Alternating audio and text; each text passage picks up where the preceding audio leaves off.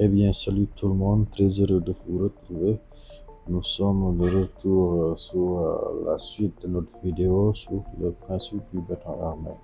Donc, précédemment, je n'avais pas expliqué au début, quand on parle du principe du béton armé, nous répondons plus souvent à la question de pourquoi. Pourquoi ceci se fait, pourquoi cela, pourquoi une barre est positionnée de la sorte, pourquoi nous avons des cadres sur les poteaux, pourquoi nous avons des cadres sur les poutres, pourquoi nous avons un recouvrement sur le ferrage. Donc, tout ceci a été déjà traité sur la vidéo précédente.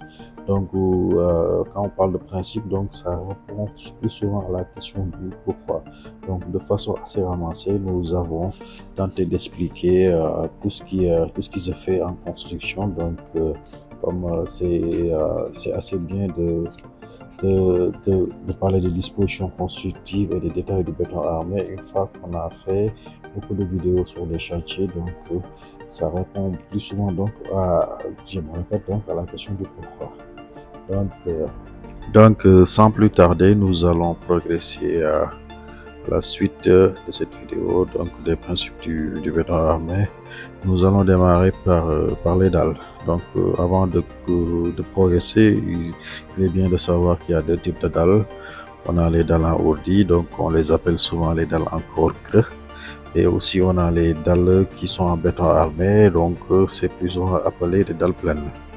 Donc, dans notre exemple ici, nous avons pris une dalle pleine. Donc, tout comme les poutres, les dalles sont les éléments qui sont soumis à la flexion. Donc, une dalle n'est autre qu'une poutre qui est très large. Donc, on est bien dans le cas des dalles pleines. Donc, en zone tendue, plutôt que de placer des barres sur toute la surface de la dalle, on utilise des panneaux de treillis soudés. Dans les bâtiments courants, il est nécessaire de mettre des aciers transversaux. De ce fait, on ne met pas d'acier de construction. Donc, dans les dalles encore creux, donc, on dimensionne plus souvent une nervure donc, qui va reprendre la charge espacée de 60 cm, donc ce qui est la distance entre deux nervures. Donc, on pose des orties. Donc, les nervures sont bon, en appliquant déjà le prédimensionnement avec L sur 22,5, et puis démarrer le dimensionnement de la dalle encore creux si c'est possible. Donc, nous ferons une vidéo plus détaillée sur chaque élément, sur chaque poteau, comment les calculer, et puis quelle est la différence entre les dalles en Audi et et les dalles pleines. Donc, nous allons faire tous ces détails-là bien plus tard. Donc, toujours dans l'exemple des dalles pleines, nous avons souvent, quand l'architecture nous l'impose, des ouvertures sur une dalle, alors que, disons, les dimensions de la dalle, les dimensions peut-être de la pièce nous imposent d'avoir une dalle pleine. Donc, nous avons souvent des trémies. Une trémie, c'est une ouverture sur une dalle, Donc, il faudrait donc respecter ces règles que nous voyons ici sur l'image. Donc, comme je prends l'exemple de B sur 2 plus 40 fois le diamètre, et de ce côté-là, on a B plus A. Donc, A et B, c'est les dimensions de la trémie, la longueur et la largeur. Donc, A plus B plus 80 fois le diamètre, et là on a A sur 2 pour plus 40 fois le diamètre. Donc, voilà comment faire le renforcement des trémies sur une dalle pleine. Donc, pour les dispositions constructives de la dalle, c'est presque pareil pour la poutre. Parce qu'on l'avait déjà dit, une dalle pleine, c'est comme une très large poutre, donc pas besoin de revenir là-dessus. Donc, nous allons progresser par les poteaux. Les poteaux des constructions classiques sont soumis à la compression. Même si le béton résiste bien à la compression, on ajoute des aciers pour participer à la résistance à la compression. Donc, pour éviter aussi le risque au flambement, les zones tendues apparaissent souvent. Donc, nous avons trois exemples de poteaux ici. Donc, le poteau qui est tout à fait à gauche, c'est un poteau non armé. Donc, c'est juste du béton uniquement. Donc, ce poteau pourrait résister à une certaine compression, mais il y a un fort risque de flambement, donc, parce qu'il y a des zones tendues qui vont apparaître et tout ça. Donc, le poteau qui est au milieu, c'est un poteau qui est armé, mais juste avec des aciers longitudinaux. Donc c'est un poteau qui pourrait bien résister à la compression, mais il y a un fort risque de flambement parce que il n'y a pas de cadre. Il n'y a pas de cadre. Donc quand je parle de cadre, nous allons donc tout droit vers le poteau qui est tout à fait à droite, un poteau qui est bien recommandé, qui est bien dimensionné avec des cadres et des aciers longitudinaux. Nous avons un poteau qui résiste bien à la charge. Donc pour les dispositions constructives du poteau, donc c'est presque pareil pour la poudre quand on parle de renrobage et des longueurs de recouvrement, sauf que ici, pour le recouvrement du poteau, il faudrait au moins 3 cadres dans la zone de recouvrement. Donc c'est l'élément qui doit être pris en compte pour que le recouvrement entre les poteaux sur les différents niveaux se fasse de la meilleure des manières. Donc comme nous l'avions fait pour les poutres, là nous avons le plan de ferrage d'un poteau.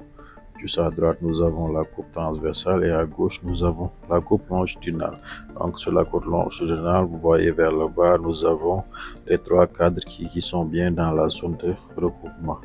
Donc tout à fait à droite, nous avons aussi le tableau de nomenclature qui nous renseigne sur le nombre de barres, les positions et les formes. Et là, nous avons l'exemple d'un poteau circulaire. Donc au lieu de parler de cadre, on va parler de cerce. Donc nous allons progresser. Donc là, nous parlons des fondations. Donc dans notre exemple ici, nous avons pris juste une semelle isolée parce qu'on ne parle que du principe. Nous ferons bien plus tard une vidéo sur les différents types de fondations, les semelles isolées, les filantes, les fondations assez spéciales comme les micro-pieux ou les pieux. Donc là, nous allons nous concentrer sur la semelle isolée. Donc, pour les semelles de fondation, l'effort de compression du poteau se transmet à la fondation par des bielles de compression inclinées. Donc c'est les flèches rouges qui arrivent donc juste au niveau, la flèche rouge qui arrive sur le poteau, sur l'amorce de poteau. Euh, donc arrive sur la semelle et puis est un peu incliné. On appelle des forces de compression inclinées. Donc la résultante horizontale de ces bielles donne 2 forces de sens opposé de la traction. Donc c'est les flèches vertes, de la nécessité d'y placer des armatures pour résister à cet effort de traction. Donc là, nous avons la disposition des armatures dans la semelle et puis les dispositions constructives ici aussi sont respectées. Donc, comme nous l'avions précédemment dit sur la vidéo précédente, pour l'enrobage, ça dépend de l'état de fissuration. Quand on parle d'état de fissuration, c'est l'état du milieu. Un milieu est agressif ou non agressif. On parle de fissuration préjudiciable, peu préjudiciable ou très préjudiciable. Donc tout cela dépend.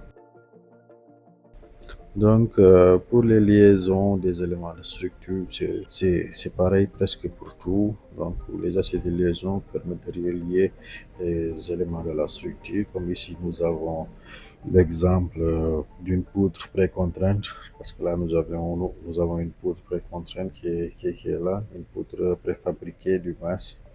Préfabriquée, ça peut être en précontrainte ou pas. Donc là, c'est une poutre préfabriquée, donc elle s'encastre bien dans le poteau.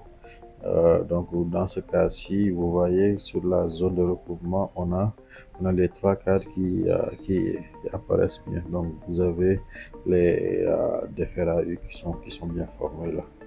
Donc avec des armatures de chapeau qui quittent la poutre pour venir s'implanter dans le poteau qui est là. Donc, si nous prenons l'exemple d'une poutre qui est classique, fabriquée au chantier, donc comme dans cet exemple qui est là, donc comme nous n'avions pas parlé de ça précédemment, c'est bien de terminer la vidéo avec ça. Donc la poutre est bien positionnée, donc le ferrage se positionne comme ça. Donc cet exemple résume tout ce qui est poteau, tout ce qui est poteau. Donc nous voyons aussi la liaison, le recouvrement entre les différentes parts du poteau. Donc quand le poteau traverse la poutre, à l'intérieur de la poutre, on ne peut pas mettre de cadre sur cet espace-là.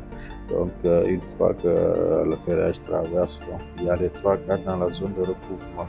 Donc voilà, ici aussi, quand la poutre arrive dans le poteau tout à fait à droite, donc il ne peut pas y avoir de cadre dans ce cas-ci au niveau de cet accrochage-là. Donc, une fois qu'aussi le poteau le poteau du bas et traverse que le ferrage du poteau du bas traverse la poutre. Donc là, nous avons aussi juste en haut de la poutre la zone de recouvrement du poteau avec les 3-4 qui sont là. Donc c'était tout pour cette vidéo qui parlait des principes du béton armé. Donc on va faire ces genres de vidéos bien plus souvent. Donc on se retrouve pour la prochaine fois. À bientôt. Surtout, n'oubliez pas de vous abonner. Merci.